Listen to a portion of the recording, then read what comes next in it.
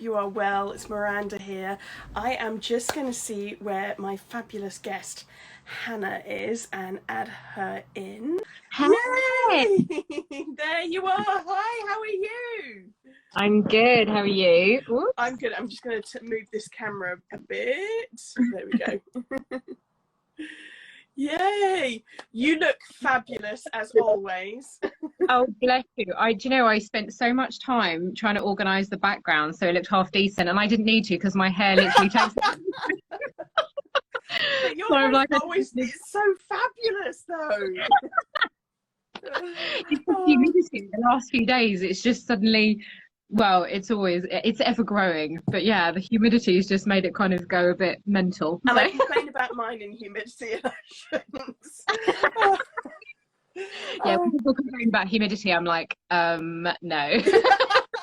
Exactly. And no, never ever again will I complain. Anyone who knows me and I complain again in the future, tell me off. So, Watch this video. thank you so much for joining me this evening. I just have No. been dying to do a chat with you for ages because I just love your approach to body positivity and to looking for a wedding dress. So, Oh, thank you. well, so for those of you that are on here or listening later, Hannah and I met, goodness, is it 2 or 3 years ago at a wedding fair? Must have been Yeah, something like that. 2.5 anyway. Yeah. Yeah, and we were sharing a room at this wedding fair that Hannah had actually organised, and I was so taken aback with how you just gently helped brides, that especially those that were a bit reticent, to kind of come around to the idea of it's okay to be nervous and anxious, and your dresses are just so stunning. I know I say Oh, this all the time, but I want to get remarried. Matt, if you're listening, just so I can wear one of those. So tell us how you started Bride by Aster, and also your new Luxe range as well. yeah. So super excited about that. I'll come on to that in a moment. Yeah, so Bride basically kind of started, it's just over 3 years ago now, although when people ask how old we are, I say, well, officially we're just over 3, but because of last year, I'm sort of saying 2 because I'm really not like Yeah. last year kind of doesn't really count. But yeah, so when I just finished university, I worked at a wedding venue. So I was wedding coordinator, events coordinator. And that's how I met loads and loads and loads of suppliers that I'm still friends with today. Yeah. So and I was doing that for about 6.5 years before I kind of ventured into London and doing events and things in London. But I started in Surrey, so I knew the market quite well. So I thought. Yeah, I knew the market well. I kind of knew what was out there. And so once I sort of moved on from Surrey, went into London, was doing events and things, and I met some amazing people, but it just really wasn't for me.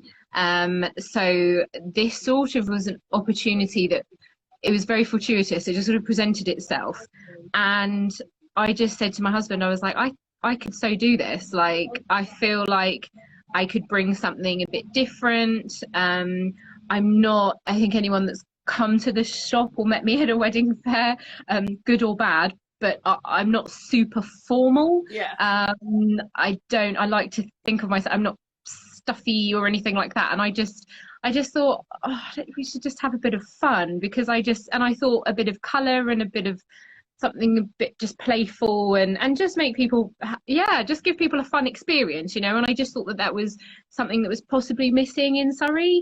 And just a little kind of gap that I could maybe fill in the market and just bring something a little bit different.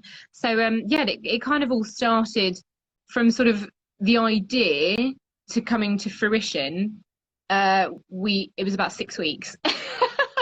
Yeah. Wow. Yeah, it's kind of crazy. But we just kind of went for it, really. So yeah, we opened back in April 2018 and never looked back.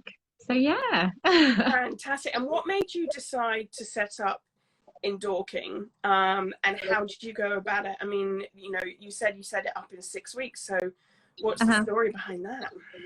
So again, very fortuitous. There was a bridal shop in Dorking beforehand. So we literally moved into that shop that was already kind of ready to go in terms of changing room and all of that kind of thing. So the bare bones were there. And we just kind of moved in, put our little flavour on it and brought in some different dresses, and started up our new brand. Wow, wow. And it just took off. I mean, seriously took off because you're everywhere. So, I mean, was there anything else that a particular person or something that happened that inspired you along the way as well? In terms of starting, Yeah, or yeah. do you know, not really. All right. I was done with London, and I knew that at some point in my life I wanted to work for myself. It's just Yeah. kind of always been there. I know some people are completely the opposite, and some people are very much, I just want to work for myself. And sometimes in the past, when I've sort of explored the idea of doing different things and whatnot, there's always been a resistance, I suppose, and that sort of imposter syndrome almost, where you're like, oh, I'm not sure, can I do it? And when this sort of idea was born, I was like, I can do this. I know I can do this, and I can have fun doing it, and I can bring something different to the market, and I can give people a good time. And that So, shows, yeah. I think, the passion behind that it shows in the way that you show and market and what you do. So what inspired, I mean, in terms of where do you get your dresses from, what inspires your look and feel for the collection of dresses that you've got? So my whole kind of ethos is, I'm not, and it sounds silly, I'm not trend, I don't follow trends. I'm not led by trends. Yeah. Obviously, there are things that are contemporary, which are great, but I'm not trend led in the sense that, if the designer's got 200,000 followers on Instagram, that's amazing. Possibly not going to be the designer for me, because everyone's going to want to stock them. So for me, I'm really excited by not really small brands, some small brands or some unknown brands, or brands that maybe you haven't heard of before, designers that you haven't heard of before. That's really what excites me, because otherwise, let's say someone visits 3 bridal shops and we all have the trending designers. It's no fun for anyone, because then everyone's going to be going from shop to shop and seeing the same things. So yeah, what really inspires me is just, really different designers, people who kind of do their own thing rather than worrying too much about what is on trend as such. An example is Annie Lynn, and I always call her my little gem. She's my little gem designer, and she's very, very popular in sort of pockets of the world. So she does a lot in Italy, a lot in Poland, and a lot sort of in Korea, because she's from Hong Kong. Yeah. And she without sounding silly, she is actually a visionary. Like, she is amazing, and she kind of she thinks of these concepts, or is inspired by an artist or by this or by that, and she really just creates a collection based on her ideas rather than, again, following everyone else. And there's only 5 of us in the whole of the UK that stock her, so it's really like, and I feel really proud of that, because it means you're going to see completely different things. I mean, some of the dresses we have from her, because there's only 5 of us and you obviously choose the ones you want to stock, some of the dresses that we have here you won't get anywhere else in the UK. So that's really exciting. It's something really exciting that we can offer to people.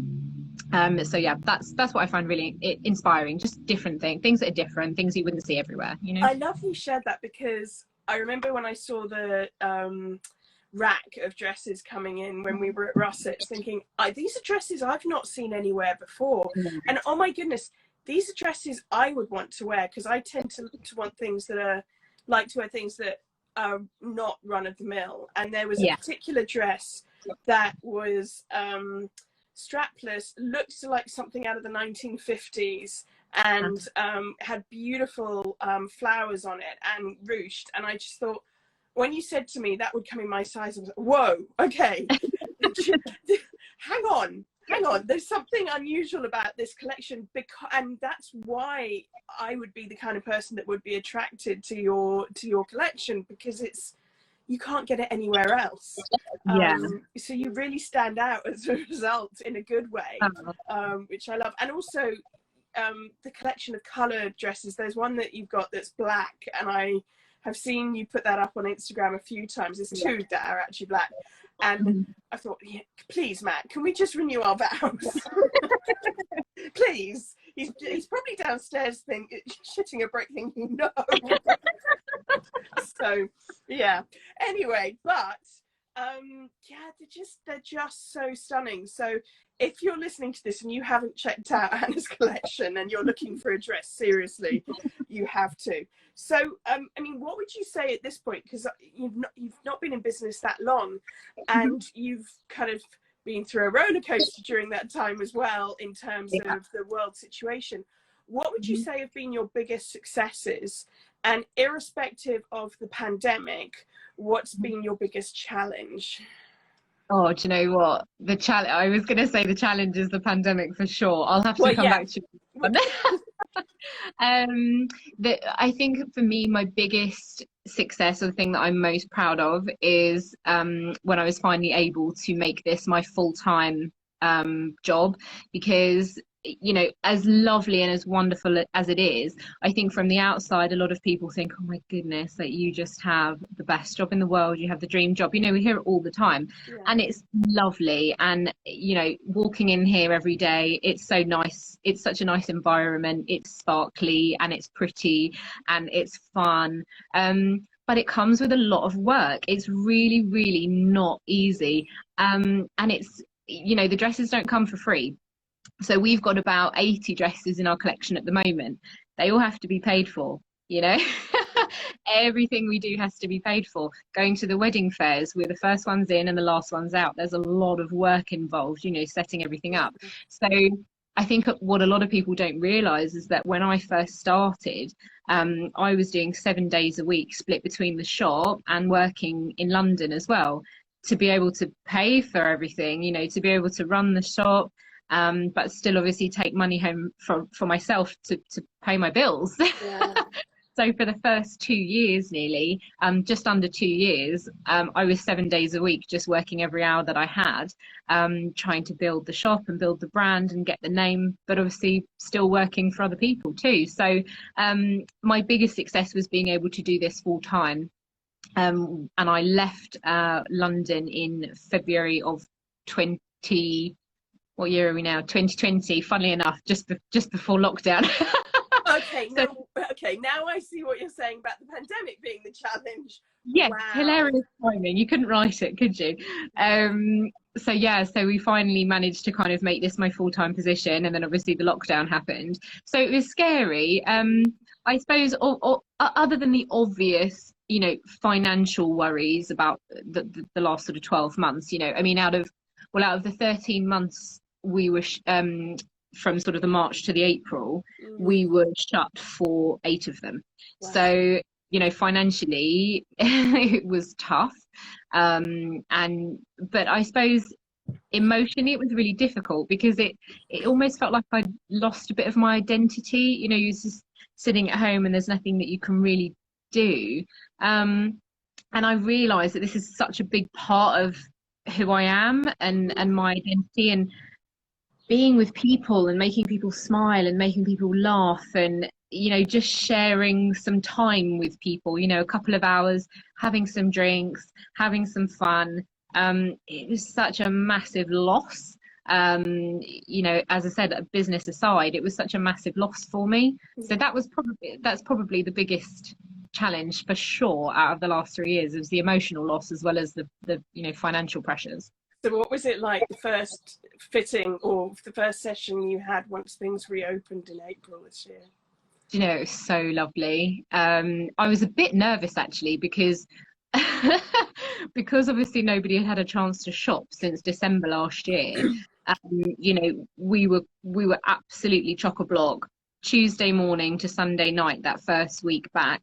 The Monday I used just to kind of get myself ready and make sure everything was ready to go.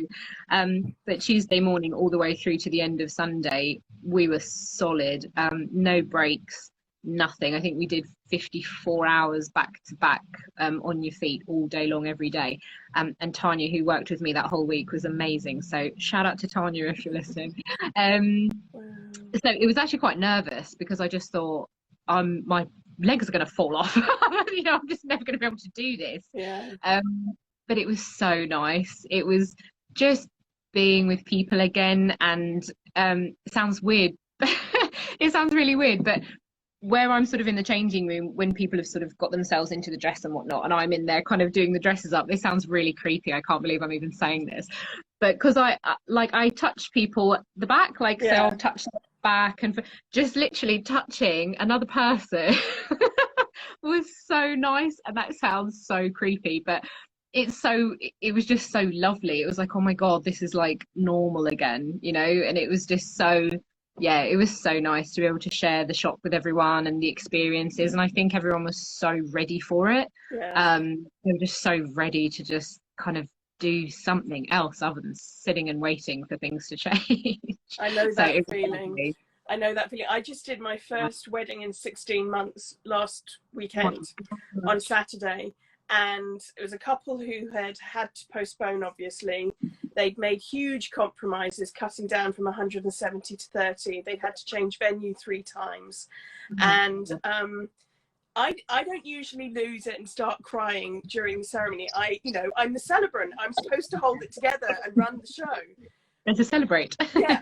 And then I go and have a cry afterwards, because I just love weddings and seeing people just, you know, getting married and celebrating their relationship and their love between each other. But we got to the second paragraph and I lost it. And because I think they were emotional themselves because they'd finally got there, and I could see one of the brides starting to go, and I was like, okay, I'm going to lose it now. and everyone in the audience as well, we all had a bit of a cry, and then we took a deep breath and got on with the rest of the ceremony. Because and they'd not seen most of the people there in 16 months either, so it was just, I think for all of us that are working in this industry who are having those firsts over the coming months, it's just so special, because it's like, we're back, we can do this, we can get on with this, let's do it. So okay, so tell me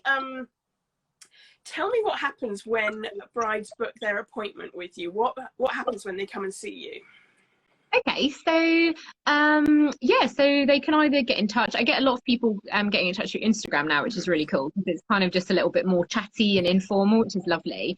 But yeah, so book via the website. So you head over to the contact page and fill in all your details. And I always ask for a little bit of information beforehand, so I kind of know the date and the venue, so I can get a bit of a vibe beforehand. And then so people just come in and hang their coats up, they get some prosecco or some tea or some coffee or whatever we might do. First things first, everyone takes their shoes off, and they get a pair of slippers, which you've probably seen on Instagram or Facebook. It's the year of the flamingo, so it's a flamingo slipper for everyone. And then they come in, and we just kind of have a little chat first and foremost. So if they've tried on dresses before, if it's their first time, what they like and what they really don't like as well, whether it's they don't like it by way of a picture, or if they've tried something and don't like it. The two are very, very different. Sometimes people come in having not tried anything and say all the things that they don't like, and then they try it on and they're like, oh, actually, I really, really like this. So they're very different. And we just kind of chat, and I get a bit of an idea about what they're looking for, anything, as I said, anything they like and don't like. And then everyone gets to look through the dresses. So I think we're a little bit different in that respect, is that sometimes other shops offer a service whereby you say what you think you are looking for, and then they'll choose maybe 4 or 5 dresses for you. Whereas for me, I like to kind of let people loose as such. just let them choose things that they're instantly attracted to, rather than me kind of picking based on what they have in their heads, if that makes sense.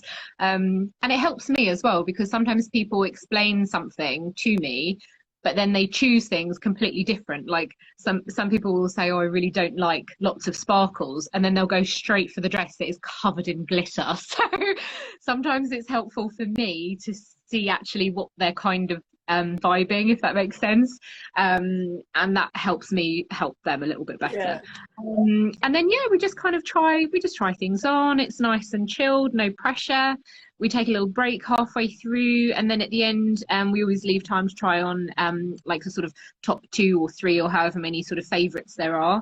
And if we help people find their dresses, then that's absolutely amazing. And it's a privilege every single time someone sort of says, yes, we've found the dress.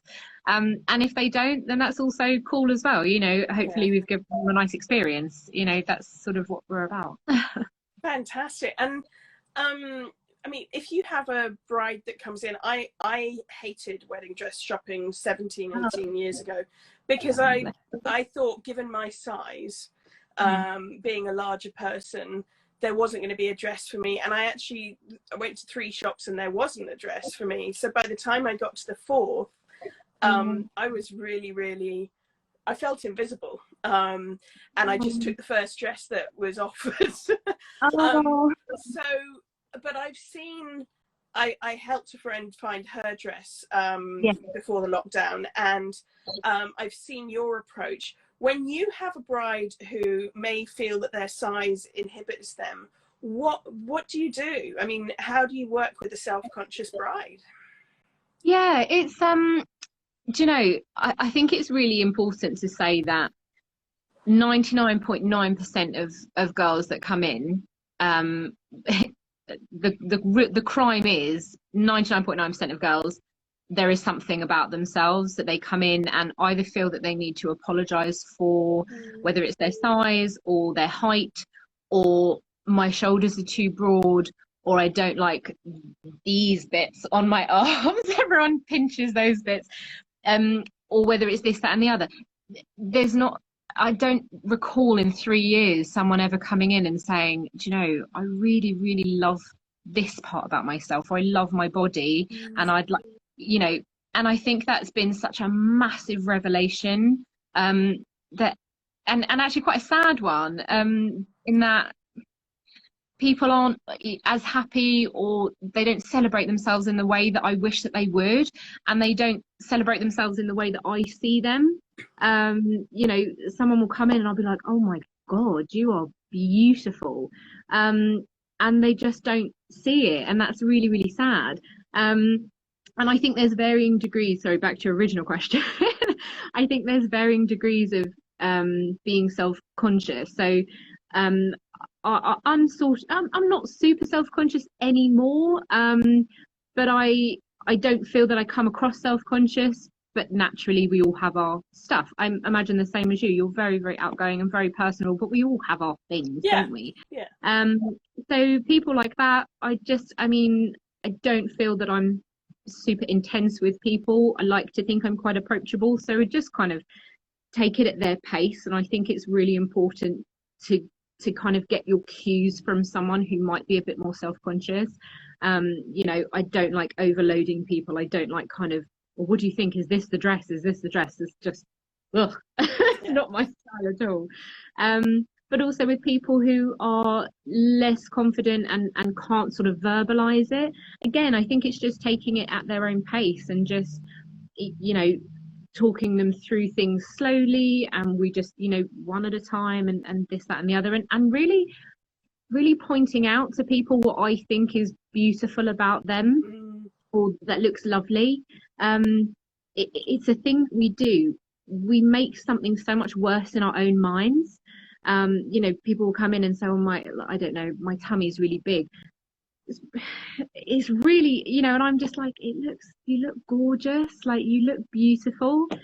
And yeah, I think a lot of people come in and initially they're very scared that they're just not going to find a dress even that will fit, whether they're a size 14 or 24 or 34, whatever they might be. and it's just not the case. You know, we've got such a range of dresses here, from a 10 all the way to a 30, and we're going up as well. So come end of September, we'll be up to a 36. So we really are super inclusive.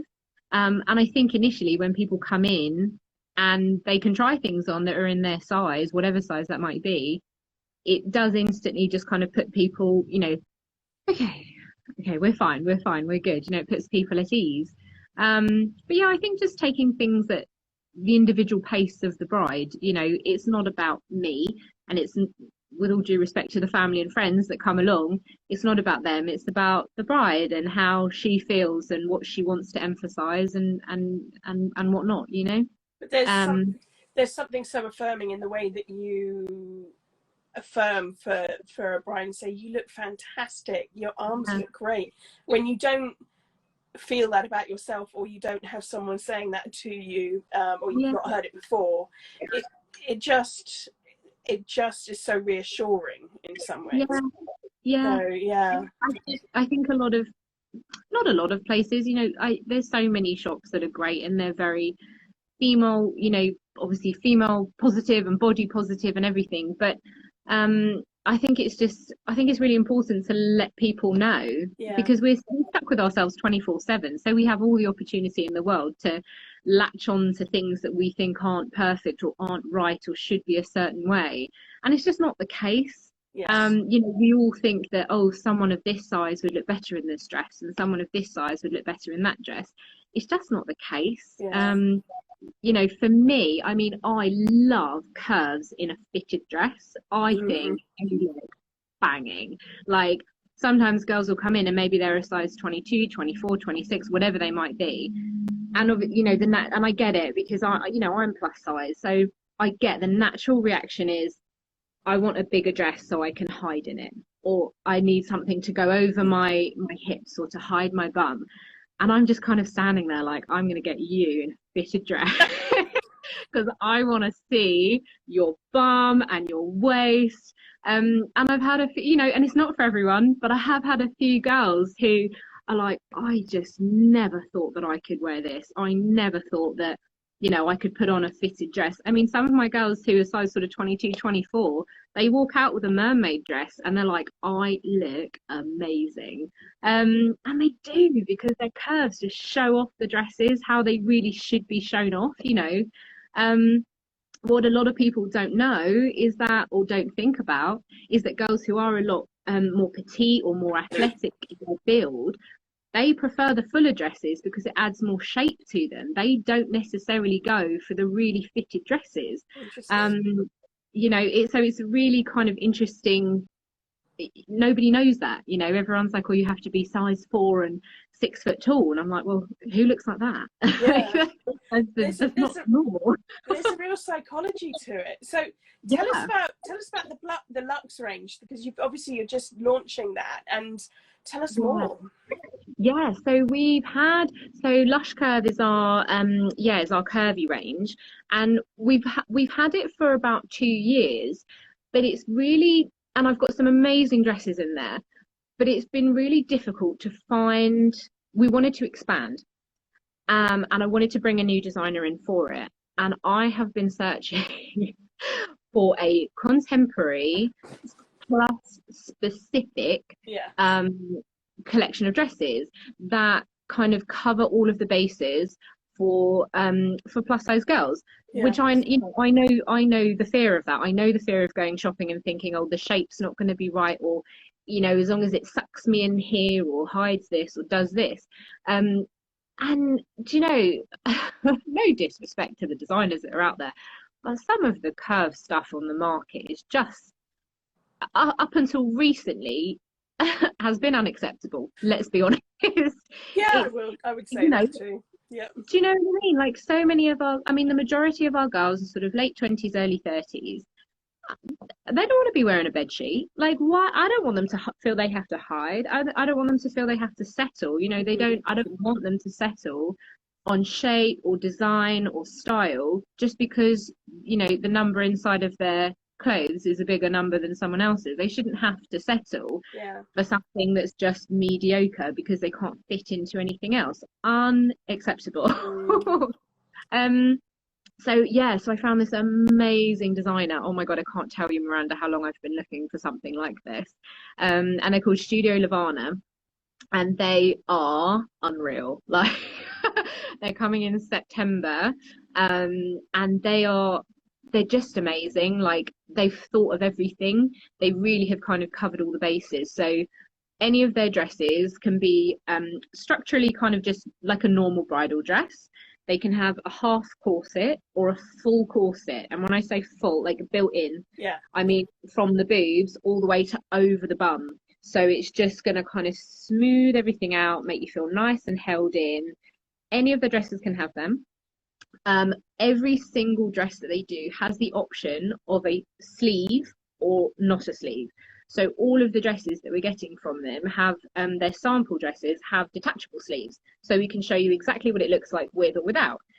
Again, arms are another big thing for every single bride. Every single bride, whether you're a size 6 or a 26, every single bride comes in and says, I'm not sure about my arms. So they've really thought of everything, and the pattern and the cuts and the fabrics are all so modern and beautiful, and it's so unbelievably refreshing to see something so current and trendy just for the curvier bride, you know. So I'm beyond excited. I can't wait to see that. I mean, just the few photographs that you put up on Instagram, I just thought, wow, jaw-droppingly wow for a plus size range, because you just don't, like you said, you do not see them. And believe me, I've looked because I'm fed up with where I wore a bed sheet for my wedding. So I can't wait for brides to be able to see that. So okay, what would you say to a bride who is just starting to figure out, you know, they've just got engaged and they're thinking, oh, what next? What are your top tips for dress shopping? For dress shopping, I would always say do your research. So I would say do your research, but also don't pigeonhole yourself. So it's fine to have a Pinterest board and to have some screenshots that you've taken from Instagram of things that you really like the look of, you know, in terms of kind of the vibe of it, if it sort of fits the style of the wedding that you're looking for. But I would avoid pigeonholing yourself and sort of saying, you know, without having tried anything on, I don't want this, I don't want this, I don't want this, I don't want this, I don't want this. Because what that does, and I've seen it so many times, it builds up this idea in your mind that you're looking for something incredibly specific. And what often happens is that once a bride tries on that very specific idea they have in their head and they don't like it, they find it really, really, really hard to backtrack and start from scratch. You know, because they've still got this idea in their head, even though they know they don't like it in reality, but they really can't get away from this image. So be open-minded, kind of try a bit of everything. Don't discount certain shapes. A lot of people come in and they say, I don't want strapless. Strapless looks amazing on so many people. It really shouldn't be discounted. Plus, you can add straps to any strapless dress. So again, try it on, ask your assistant in the shop that you're in to show you what a strap or a sleeve might look like. A lot of people say they don't like mermaid dresses because they've, and Instagram, this is, you know, this is a problem of Instagram. They see the girls on Instagram with the fitted to, you know, to the knee and then the big thing, and they feel they can't walk. It's because it's all staged, you know. So mermaid is an amazing shape. It is so stunning on any size bride, so long as you're sort of in proportion, I say. So if you're like an hourglass, a quintessential hourglass, you could be a size 8 hourglass, you could be a size 28 hourglass, you can wear a mermaid dress. Like, it will look amazing on you. So yeah, I always say don't discount things, particularly if you haven't tried them before, you know. And also do your research, I would say, on the shops, because obviously different shops will have different designers, different shops will have a different, I suppose, brand identity. So for us, I suppose the best way to describe us would be mostly vintagey, boho, fairy, ethereal, quite playful. Yeah. We've got some really beautiful classic dresses, so if someone is looking for a classic dress, it's not, don't be put off. But it's certainly not our main area, if you like. We have things that are quite different, and yeah, just playful, I would say. So you really want to do your research at your shops as well, because if you're looking for something very specific or very, very, very traditional, and for example you come to us, great, we've probably got a handful of things that you'll love. But if you really want to 100 dresses in your style, it's probably not going to be right. Yeah. And similarly, if you're looking for something a bit quirky or a bit boho, a bit more playful, we're the perfect fit. Whereas another shop that might be that quintessential English rose, maybe they're not the right fit. So just do your research on the shops and kind of see who's got what, and so you can kind of choose where you want to go. I love that. Yeah, definitely great ideas. Okay, so I don't want to keep you too much longer because it's a Friday night.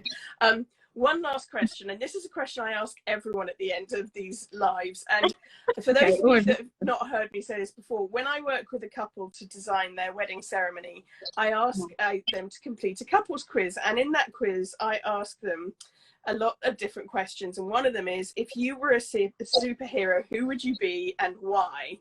So, over to you. Oh my goodness. Okay, if I were a superhero, okay, I would either be, I'm going to pick a man and a woman just to be really open-minded here. So, Jean Grey, from X-Men, because I mean, who wouldn't want to be telepathic? Yeah. Amazing. And I think she's just a really strong, cool female character. Yeah. So yeah, definitely Jean Grey. Or that's going to sound really weird, Spider-Man. No, that's not weird. Yeah, so Spider-Man, maybe because I really don't like spiders, so I feel like that would really help me get over my kind of arachnophobia. But also like the swinging from buildings, I don't know, it looks really liberating. So yeah, probably Jean Grey or Spider-Man, or a combination of things. Okay, so if you don't like spiders, what happens if a spider ends up one of the wedding dress skirts? No, do you know what? I go full on, like I just go for it. Like I will just go for it and pick it up, because I'm not in my, I don't like spiders mode. This is work mode. Okay, there's no time to mess around, so I just go in for it. So I don't know, yeah, something switches in my head, and I'm fine at work. I'm completely fine at work. Do you know, I must tell you though, just if anyone else has arachnophobia and they are listening to this, which I do. So my mum bought me the most hysterical present several years ago, when we lived in a flat and didn't really need it, but it's a spider catcher, and it's like a long stick with a clicker on the end, and then it's like a mechanical grabber on the far end, so it doesn't hurt the spider, it just sort of scoops it up and you just pop it outside. In the flat, never had to use it, and then we moved house last year, and now we live in the middle of nowhere on a farm, so there are, I'm not even lying, monster spiders all throughout the year. You can hear them walking around, I'm sure they've got shoes on, and this spider catcher is the best invention. It is amazing. So yeah, spider catcher, put it into Google. It is the best £10 you'll ever spend. I might just be doing that because we've just moved to the country ourselves. Yeah, and we're facing that. So yeah, watch this space. Well, thank you so much. I really, really appreciate you doing this on a Friday night. And for anyone who's interested, just look up Hannah Bride by Aster on Instagram and Google and Dorking. She's everywhere. And thank you so much, dear friend. And we'll do this again in the future, maybe. But for now, have a great evening. Bye-bye. Yeah, you have to come and see the Lush Curve range when it comes in September. You'll have to come and check it out. 100%, I'm there. Just tell me when. Absolutely. Lots of love. Take care, darling.